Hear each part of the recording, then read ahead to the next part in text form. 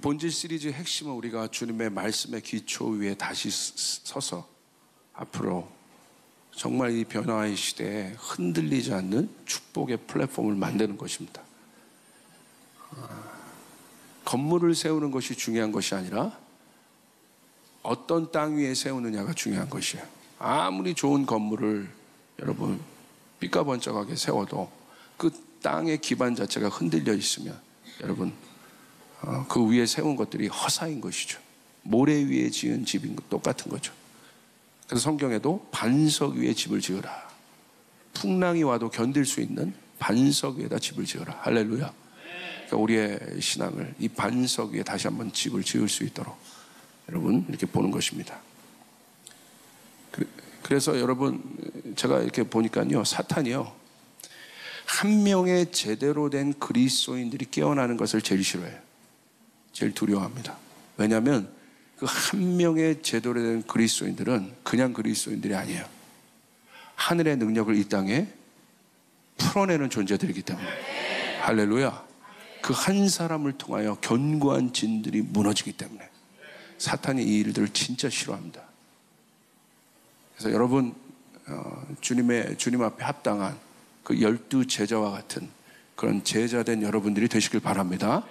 그 말씀 열심히 읽으시고 주님의 기초 앞에 여러분 뭐 거창하게 생각하실 필요 없어요. 이 주일날 또 금요일날 선포된 말씀 붙잡고 열심히 함께 동행하고 앞서가지도 말고 뒤처지도 말고 보조 맞춰서만 따라오시면 주님이 교회를 통하여 움직이시니까 여러분 그것과 교회와 보조를 맞추는 게 중요해요. 앞서가도 안 되고 뒤처져도 안 되고 교회가 가는 만큼만 여러분 가시면 되는 것입니다. 할렐루야. 교회가 너무 빨리 간다고요? 아니요. 할렐루야. 천천히 가니까 여러분 보조를 맞추셔서 이렇게 가시면 됩니다. 그래서 예수님께서 그 제자들을 키우기 위해서 예수님 닮은 제자들을 키우시기 위해서 예수님이 3년 동안 모든 총력전을 다 기울이셨어요. 왜냐하면 예수님이 이제 승천하시잖아요. 예수님이 계셨을 때는 예수님의 하늘의 권세를 풀어내는 통로가 되셨는데 예수님이 어차피 이 땅에 오신 것은 죽으시고 그리고 승천하실 거란 말이에요. 그러니까 결국 예수님 닮은 예수님과 똑같은 능력을 가진 제자들을 이 땅에 반드시 예수님이 준비해 두셔야 됐다는 거예요. 그래서 여러분 성경을 보십시오. 예수님의 3년의 공생애 동안 가장 심혈을 기울이신 게 뭐예요? 제자들을 키우신 거예요. 여기에 모든 것에 모든 총력전을 기울이셨습니다. 왜 그렇습니까? 예수님의 그 앞날을 예수님이 아셨기 때문에. 이 땅에 이제 계시지 않을 것들을 예수님이 아셨기 때문에. 어떻게 보면 이 3년 단기 속성 기간입니다. 부르셔서 양육하시고 키우시고 또 결국은 승천하시기 전에 또 성령을 기다리게 하시고 또 그 성령 받고 제자들이 사도행전 보십시오. 복음서의 제자들과는 전혀 다른 모습에 어떻게 보면 능력치로 보면 예수님보다 더 큰 능력들을 행하는 엄청난 제자들이 나왔다는 것이에요. 많은 군중들이 세워진 것이 아니라 한 명의 제대로 된 그리스도인들이 섰다는 것이 중요한 것입니다. 오늘 본문을 보시면 예수님의 이 가르침, 그 제자들을 세우는 예수님의 가르침의 특징이 있습니다. 굉장히 중요한 영적 원리가 여기 있는데 자 보십시오. 마태복음 10장 1절 보세요.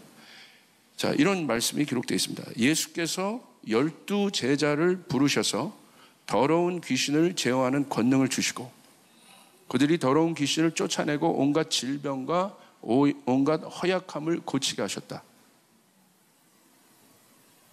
예수님이 친히 하신 능력이에요. 그리고 예수님은 인간이셨지만 이 일들을 하셨어요. 하늘의 능력으로. 귀신은 뭐예요? 영적인 존재잖아요. 이게 어떤 인간의 방법으로 여러분 이길 수 있겠습니까? 아니에요. 영적인 능력이 있어야 되는 거예요. 그러니까 예수님의 티칭이 여러 명명으로 다양합니다.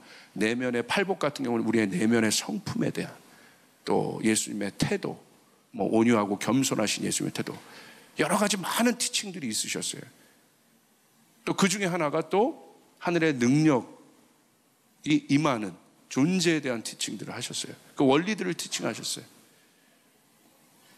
자 보세요. 12 제자를 부르셔서 더러운 귀신을 제어하는 권능을 주셨다. 자, 이 권능이 예수님이 주셨기 때문에 이들 안에 있습니다.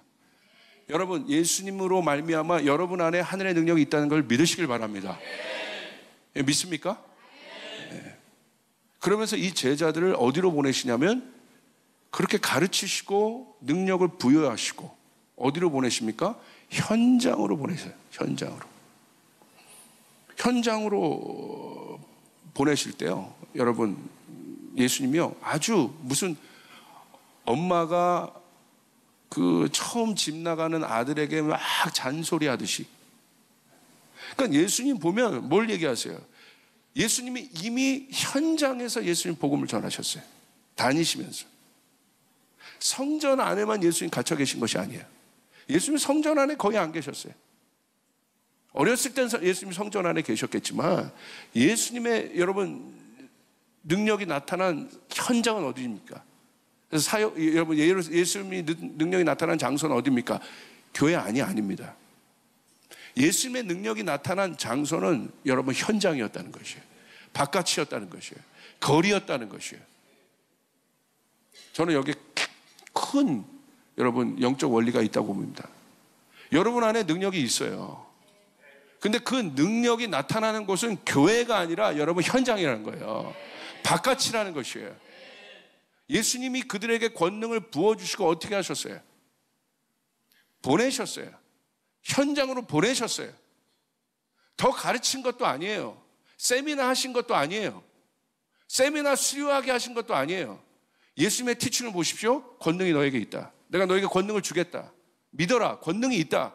그리고 어떻게? 현장으로 보내셔서 현장이 제자들을 가르치게 하셨다는 거예요. 자, 보십시오. 마태복음 10장에 현장에 대해서 이게 말씀하시는 부분을 다 볼 수는 없지만 이런 거예요. 구체적으로 얘기하셨어요. 너희가 다닐 때 전대에 금이나 은이나 동을 가지지 말라. 여행을 위하여 배낭이나 두벌 옷이나 신이나 지팡이를 가지지 말라. 집에 들어가면 평안하기를 빌라. 어떤 성에 들어가면 합당한 자를 찾아라. 영접하지 아니하는 집에 가면 성에서 나가라. 그리고 발에 먼지를 떨어라. 구체적으로. 이게 영적인 얘기입니까? 영적인 얘기 아니에요. 예수님은 다 영적인 얘기만 할 것 같으시죠? 아니요. 예수님은 영적인 얘기를 50% 얘기하셨다면 현장의 얘기를 50% 하신 거죠. 오늘 우리 신앙의 가장 큰 문제, 현대 신앙의 가장 큰 문제는 바로 뭐냐면 교회 안의 온도와 교회 바깥의 온도의 차이라는 거예요. 그 엄청난 간극이 벌어져 있어요, 지금. 그만큼 교회 안의 말씀들이, 교회 안에 흐르고 있는 신앙의 어떤 분위기들이 어떻게 돼 있어요? 지식화되어 있는 거예요. 그냥 지식화되어 있는 거예요. 사변화되어 있는 거예요. 그러니까 머리는 커져요. 그러나 제가 이거 준비할 때, 기도할 때 어떤 모습을 보여주셨냐면 희한한 모습을 보여주셨어요. 머리는 엄청 큰데 손과 발은 너무나 고운 성도들을 보여주셨어요. 머리는 엄청 큰데 손과 발이 너무 고와. 무슨 말이겠습니까? 오늘날 현대인의 모습이라 생각해요. 오늘 현대 그리스도인들의 모습이라 생각해요. 현장이 결여된, 아는 것은 엄청나게 많은데, 들은 것은 엄청나게 많은데 한 번도 그 들은 것을 손과 발을 통해서 경험해 보지 못한 것. 여러분, 하나님의 능력은 머리가 아니라 그 머리에 있는 것이 가슴으로 내려와서 여러분의 손을 통하여 나타나게 되는 거예요. 할렐루야. 손과 발은 너무 곱디 고운 모습을 보여주셨어요. 마태복음 17장 16절에 이야기를 해요. 충격적인 얘기를 합니다. 아이를 선생님의 제자들에게 데리고 왔으나 그들은 고치지 못하였습니다. 자, 마태복음 10장으로 아까 여러분 들어가 보세요. 예수님이 귀신을 제어하는 능력을 그들 가운데 주셨어요. 그리고 그들이 현장으로 들어갔어요. 있어요, 그들 안에 그 능력이. 그런데 그 능력이 그들의 현장 가운데서 나타나지는 않았어요. 있는데. 그래서 그 부모가 제자들, 예수님의 제자들, 예수님이 엄청난 분이시니까 아마 예수님이 너무 바쁘셔서 만날 시간이 없어서 제자들에게, 그래, 제자들도 그럼 능력치가 있는 분이겠지. 그래서 제자들에게 데려간지는 모르겠습니다. 그렇게 데려갔는데 제자들은 못 고친 거예요. 분명히 얘기하잖아요. 뭐라고? 그들은 고치지 못했습니다. 근데 우리나라요? 능력이 있는데 뭐예요? 능력이 나타나지 않은 거예요. 실패한 거예요. 그러니까 예수님 뭐라고 하십니까? 호통을 치십니다. 뭐라고 해요? 예수께서 대답하여 이르시되 믿음이 없고 패역한 세대요. 그러면서 제자들을 막 책망하세요. 강력하게 책망하세요. 그런데 여러분, 제자들이요, 참 재밌는 모습이 보여요. 예수님이 제자들을 책망하고 그들은 지금 실패한 것 아닙니까? 어떻게 보면 현장에서 그들은 실패했어요. 능력이 있으나 예수님이 해보라고 했어요. 근데 그들은 넘어지고 실패한 거예요. 더군다나 예수님의 책망까지 들어. 그리고 예수님이 그 앞에서 그 아이를 고치십니다. 그러니까요, 이 제자들이 놀라는 거예요. 와! 자기들이 해봤어. 예수님이 하는 대로. 왜냐하면 본대로 하니까. 그때 제자들이 엄청나게 지금 책망을 들은 상황이에요. 실패한 상황이에요. 그때요, 제자들이 이렇게 얘기해요. 따로 예수께 다가가서 물어요. 주님, 우리는 어찌해서 귀신을 못 쫓습니까? 너무 이 모습이 해맑아 보이지 않아요? 막 위축되고 막 스승이 이놈아 믿음이 없는 이 패역한 세대요, 막 주님이 패역한 세대요까지 언급하시면서 그 제자들의 실패를 나무라고 책망하시는데도 거기에 위축되거나 그러지 않고, 주님, 우리는 어찌하여 귀신을 내어 쫓지 못합니까? 뭐예요? 궁금한 거예요. 내가 책망받고 내가 실패한 건 안중에 없어. 분명히 주님이 할 수 있다고 얘기하셨는데 나는 왜 안 되는 거지?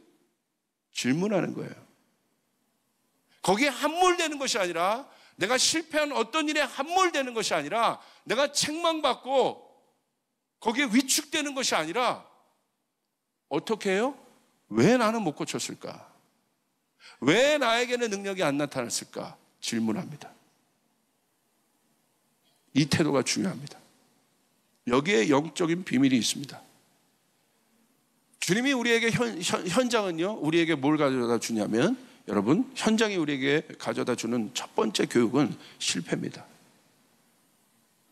현실은요, 실패. 그러니까 뭐냐면 내가 아는 것과 현실이 서로 만날 수 있는 그 간극의 기간들이 필요해요. 그 동거의 기간들이 필요해요. 서로 맞춰지는 기간들이 필요해요. 이 기간을 절대 넘어갈 수 없어요. 절대 스킵할 수 없습니다. 이 기간을 넘어간다면 내가 알고 있는 모든 영적인 원리나 내가 여러분이 갖고 있는 어떤 일들의 어떤 배움의 원리들이, 이 기간을 내가 현실에서 적용해보는 그 기간을 제대로 적응해보지 못한다면 아무런 능력으로 나타나지 않아요. 무슨 말이냐면 내 몸의 체질화가 되지 않는다는 거예요. 그 영역의 고수들을 보십시오. 그 영역의 원리들이 그 몸의 체질화가 된 사람이에요. 자기 것이 된 사람들이에요. 머리로 있는 것이 아니라, 개념과 이념 정리로 있는 것이 아니라, 그것이 자기 삶에 어떤 문제를 풀어낼 수 있는 실제적인 원리가 돼버린 사람들이에요. 할렐루야. 이게 중요한 거예요. 그러니까 이 친구들이 예수님에게, 이 친구들은 제자들을 말합니다. 이 제자들이 예수님에게 질문했다는 것은 굉장히 중요한 문제예요. 질문했다. 무엇이 문제입니까, 주님? 수동적 교육은 질문 안 합니다. 교리적 교육은 질문 안 합니다. 종교적 교육은 질문 안 합니다. 종교의 여러분 폐해성 뭐예요? 사람을 바보로 만들어놔요. 그것만 달달달달 외우게 하고 그 프로그램만 통과하게 하고. 이게 죽어 있는데 그러지 않아요. 그건 성경적이지 않아요. 그러므로 그리스도인들에게 있어서 가장 큰 특징은 뭐냐? 실패를 바라보는 시각이에요. 세상과 그리스도인들이 실패를 바라보는 시각은 분명히 다릅니다. 자, 보세요. 세상은요, 이 실패를 용납하지 않아요. 실패하면 세상에선 낙오자가 되고 루저가 되고 그 조직 내에서 그냥 소외된 자가 돼버려요. 그러니까 사람들이요, 요즘 세상에서 지치는 이유가 뭐냐면 이 실패를 해석하지 못하기 때문에 그래요. 그러니까 막 자기가 승승장구해서 막 높이 올라갔는데 어느 순간 실패를 경험했어. 한 번도 실패를 해보지 않은 사람이 여러분 어느 순간 실패를 경험했다고 생각해 봅시다. 그 충격은 말할 수 없는 거예요. 왜? 이 세상의 구조 속에서 자기를 채찍질하며 실패할까 두려워서 계속 그렇게 키워냈단 말이에요. 근데 반드시 인생의 실패는 오거든요. 자기 뜻대로 안 되는 시점들이 있거든. 그때 어려워합니다. 그런데 그리스도인들에게서 실패란 무엇입니까? 오늘 제자들이요, 실패를 실패로 여기지 않았어요. 질문한 거예요. 뭐라고? 우리에게는 왜 능력이 나타나지 않습니까? 우리는 왜 못 고칩니까? 그럼 예수님 뭐라고 말씀하세요? 그러니까 예수님이요, 20절에 답을 주세요. 이르되 너희 믿음이 작은 까닭이다. 구체적으로 얘기하십니다. 왜 안 나타나는 줄 알아? 믿음이 작아서 그런 거야. 예수님 친절하게 대답하십니다. 질문을 해? 야 이놈아 나가!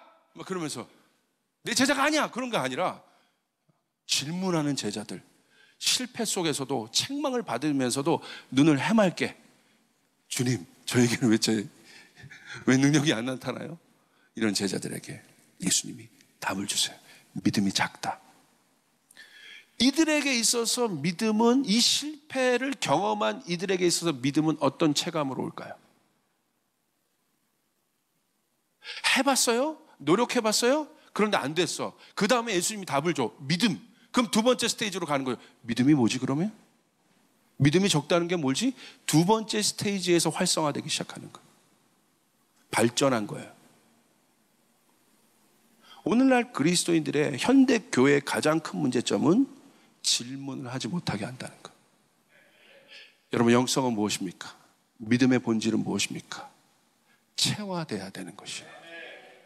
현장으로 나가야 되는 거예요. 현장에서. 어디에서 배울 수 있어요? 실패에서. 그러므로 그리스도인들에게 있어서 실패는 실패가 아닙니다. 실패는 세 가지로 점검할 수 있어요. 첫 번째, 자기 점검의 시간이에요. 이 사람에게 실패는 자기 점검을 할 수 있는 좋은 기회가 됩니다. 그리고 다시 잘못한 실수를 범하지 않도록 이 사람은 개선합니다.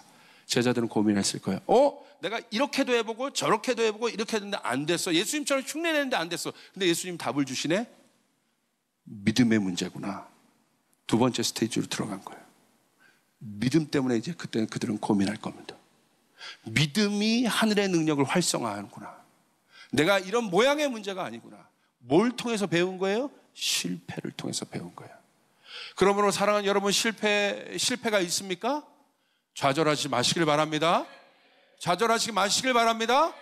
그 속에서 그리스도인들은 그 실패 속에서 하나님의 교육을 배워야 돼요. 하나님의 가르침을 습득해야 돼요. 실패는 영적인 원리가 내 안에 습득되는 가장 강력한 통로입니다. 아멘. 그러나 실패는요, 실제적으로 고통의 문제가 되기도 합니다. 그런데 하나님의 사람들을 보십시오. 요셉 실패했습니다. 다윗 실패한 것 같습니다. 다니엘 사자굴에 갇혔을 때 철저하게 실패하고 나고자 된 것 같습니다. 그러나 여러분, 그 상황이, 그 실패가 솔직하게 얘기합니다. 고통이에요. 어려워요. 힘들어요.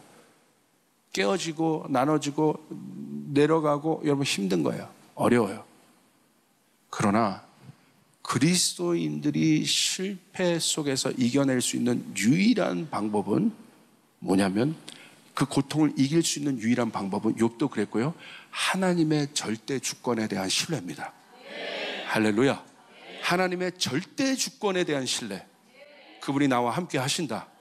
내가 바닥에 갔을지라도 그분이 나와 함께 하신다.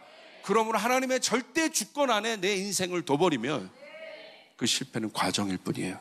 요셉의 실패는 성공의 지름길이었고, 다윗의 광야의 삶은 왕이 되는데 가장 강력한 능력의 기초가 되는 실제적인 능력을 주었고, 다니엘을 보십시오. 그 사자굴 안에 있었던 실패는 오히려 다니엘을 해하려고 했던 수많은 적들을 단번에 파쇄하는 하나님의 능력의 도구가 됐다. 그러므로 우리 그리스도인들은 실패 속에서 절대 주권인 하나님을 신뢰해야 되는 것이에요. 그래야 고통이 해석이 되는 것입니다. 여러분 믿습니까? 쫓아가겠습니다. 반드시 좋아집니다. 반드시 회복됩니다. 믿으시면 아멘 합시다. 반드시. 두 번째, 새롭게 만들어진 승리의 기반이에요. 실패는 현장 속에서 예수님의 제자들은 만들어졌어요. 실용 가능한 플랫폼은요, 여러분 잘 아셔야 돼요. 실용 가능한 플랫폼은 머리에 의해서 만들어지는 것이 아니라 손발의 삽질에 의해서 만들어지는 거예요. 이걸 몰라요. 많은 사람들이 컨텐츠예요. 플랫폼을 얘기할 때. 그런데요, 저는 이제 진짜 플랫폼을 만든 실제적인 사람과 제가 많이 교제하거든요. 각 영역에 그런 사람들의 공통된 의견은 똑같더라고요. 한마디로 정의하면 이런 거예요. 어떤 한 분과도 제가 얘기하는데 많은 인사이트를 받았는데 정리가 돼서 맞습니다 그랬어요. 제가 컨텐츠의 문제가 아니에요. 복음이란 컨텐츠는 너무나 많아요. 사람들이 컨텐츠가 있으면 플랫폼이 만들어질 것이라고 하는데 그러지 않아요. 이미 컨텐츠는 너무나 많아요. 뭐가 문제입니까? 하드웨어를 누가 만들 수 있냐의 문제예요. 하드웨어는 뭘로 만들어져요? 머리로 만들어지지 않아요. 삽질로 만들어져요. 할렐루야. 삽질로 만들어지는 거예요. 마지막입니다. 현장이 주는 복음의 실제성. 현장은 무엇입니까? 현장에 가야 실감할 수 있습니다. 현장의 냄새, 공기, 느낌, 상황이 구체적으로 내 몸에 체화됩니다. 선교지를 위해 기도하지만 왜 선교사님을 통한 현장의 소리를 들어야 합니까? 좀 더 생생하기 때문에. 우리가 어디를 위해서 기도할 때 여러분 그것도 알지만 선교사님이 와서 상황을 얘기해 줄 때 우리가 실질적으로 기도할 수 있어요. 방향을 잡고 기도할 수 있어요. 소비하지 않고 우리가 낭비하지 않고 기도할 수 있어요. 왜? 현장의 소리를 들었으니까. 그런데 그보다 강력한 건 뭐예요? 내가 현장을 경험하는 거예요. 동의하시면 아멘 합시다. 아멘. 이런 거구나. 목사님 난민 하는데 뭐 사진으로 보고 선교사님을 통해 듣고 말고 내가 한 번이라도 가서 경험해봐야, 그 고아들을 만나봐야 딴 말 하지 않는다 이거예요. 다른 말 하지 않는다 이거예요. 정렬된다 이거예요. 우리 교회도 보십시오. 현장을 갔다 온 분들이, 선교의 현장을 갔다 온 분들이 여러분 한 번이라도 더 기도해요. 선교지에 대해서 한 번이라도 더 기도하고 한 번이라도 더 헌금해요. 왜? 현장을 봤기 때문에. 여러분 믿으시면 아멘 합시다. 현장이 주는 자발적인 마음들이 드러나요. 적어도 한 번이라도 선교 현장을 갔다 온 사람들은 적어도 그 영역에, 예를 들어 선교라고 본다면 선교 영역에 누가 왔을 때 적어도 공감대를 가지고 그 이야기를 들을 수 있고 마음을 가지고 그 이야기를 들을 수 있어요. 이게 벌써 여러분 현장은요 머리를 뚫어내는 것이 아니라 현장은 마음을 뚫어낸다. 마음을 뚫어낸다는 사실 기억하시길 바랍니다. 마음이 움직여야 하늘이 움직이는 것이에요. 머리가 움직이면 하늘이 움직이는 것이 아니라 마음이 움직여야 하늘이 움직이는 것이에요. 그게 팔복의 핵심이에요. 마음을 바꾸는 거예요. 여러분 이것이 중요합니다. 현장은 마음을, 그러기 때문에 추상적이지 않아요. 자 보세요. 자기 연민과 긍휼은 달라요. 자기 연민 가진 사람이 있어요. 어떤 것들을 보면서 불쌍해, 불쌍해, 너무 저 사람 불쌍해. 자기 연민은요 여러분 교만이에요. 긍휼과 자기 연민의 차이는 뭐예요? 그렇게 불쌍하면, 저는 그런 거예요. 그런 사람 말하는 사람이 있어요. 그렇게 불쌍하면 도우세요. 안 도와. 이건 자기 연민이야. 불쌍해만 여기는 감정의 유희입니다. 이게 자기 연민. 그러나 긍휼은, 예수님 보세요. 오병이어 보시면서 예수님 민망히 여기셨어요. 긍휼히 여기셨어요. 예수님 어떻게 하셨어요? 실제적으로 그들을 먹이셨어요. 이게 긍휼과 자기 연민의 차이예요. 자기 연민에 빠지지 마세요. 실제화시키세요. 실제화시키세요. 복음이 빵이 돼야 됩니다. 복음이 병원이 돼야 됩니다. 복음이 학교가 돼야 됩니다. 실제화돼야 돼요. 이렇게 될 때 하나님 나라가 실제적으로 확산이 되는 거예요. 믿으시면 아멘 합시다. 그러므로 우리는 현장에 들어가서 이제 우린 깨어짐의 비밀을 알아야 됩니다. 여러분 향유옥합을 깬 마리아를 보십시오. 향유옥합은 마리아의 전부였습니다. 그 향유옥합을 깬 그 한 번의 사건으로도 예수님은 즐거워하셨어요. 자기를 깨웠기 때문에. 자기를 깨는 사람은 자기가 많이 깨어지면 깨어질수록 하나님의 능력은 증가합니다. 하나님의 페이보는 증가합니다. 이게 비밀입니다. 여러분, 현장에서 그 일들이 이루어집니다. 마지막입니다. 실패를 두려워하지 말고 현장에서 본질을 실제화하시길 바랍니다. 쫓아가겠습니다. 진리는 실패하지 말라는 것이 아니라 실패해도 일어날 수 있음을 가르친다. 아멘. 이게 본질입니다. 종교는 실패하지 말라고 얘기해요. 그게 율법이에요? 아니에요. 복음은 실패해도 일어난다는 것이에요. 실패가 너의 능력이 된다는 것이에요. 너의 약함이 너의 강함이 된다는 것이에요. 너의 강함이 너의 가난함이 너의 부유함이 된다는 것이에요. 너의 깨어짐이 부활이 된다는 것이에요. 실패를 두려워하지 말고 현장에 나가서 도전해 보시고 일어날 수 있는 여러분 되시길 주님의 이름으로 축복합니다.